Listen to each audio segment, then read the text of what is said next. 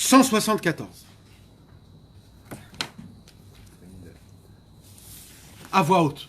J'ai entendu dire par Rabbi Shimon, évoqué plus haut, que notre maître lui a révélé alors qu'il était à Breslev, vers la fin de sa vie, la chose suivante.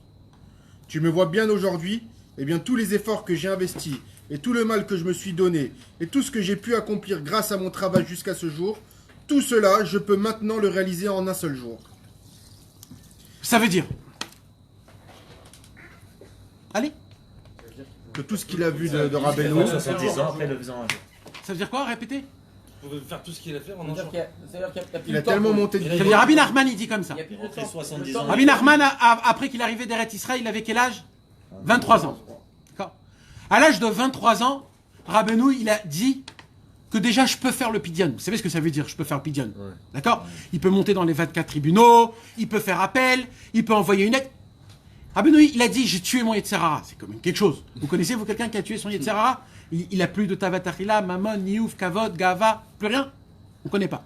Lui, à 23 ans, il était comme ça. Il a atteint des torotes exceptionnelles. Il a dévoilé le commencement du En Yehush. Il faut atteindre un niveau. Tout ça, ça a pris combien de temps? 23 ans. Il y a Rabbi Nachman de Breslev, il a dit qu'à l'âge de 13 ans, je suis arrivé au Baal Shem Tov. À la fin de la vie du Baal Shem Tov, à l'âge de 13 ans, je suis arrivé.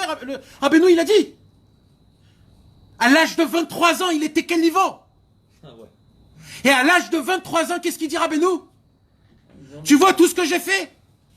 Aujourd'hui, tout ce que je l'ai fait, je le fais en une journée. Donc, le lendemain, Rabbeinu, c'est un autre mec. Il n'est plus le mec qu'hier. Il a 60 ans. C'est comme tu montes en haut de la Lune, d'après les codes de Einstein, etc., que quand tu vas au-dessus de l'atmosphère, alors tu perds le temps, la notion du temps et de l'espace. Et quand tu tournes autour, quand tu tournes par rapport à une vitesse de plus à la vitesse de la lumière, alors quand tu reviens sur le monde, est passé 100 ans. N'a ou pas? Une seconde équivalent à? Mais c'est une théorie normale. Rabbeinu l'a vécu dans sa vie à lui. Une journée de Rabbeinu, c'était 100 ans d'Avodat Hashem. Maintenant, le problème, c'est que le lendemain, il doit faire rentrer cette journée-là qu'il a fait en une journée dans le compte. Le lendemain. Donc, le lendemain, c'est un travail qui n'est pas double. C'est puissance. 100. Et il y a un lendemain. Il y a un an. Il y a 2 ans. Il y a encore 13 ans de vie où Rabbeinu, il a encore vécu. Rabbeinu, il a dit, tout ce que je l'ai fait, je le fais en une journée.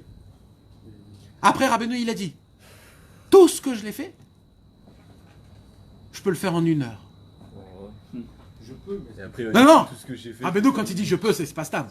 Je le fais. Après, il a dit Rega Echad. Rabbi Nathan, il dit Teshaer le'atzmecha. Maintenant, réfléchis dans ta tête. Car ce n'est impossible de comprendre à quel niveau Rabbeinu a atteint. Où il est arrivé.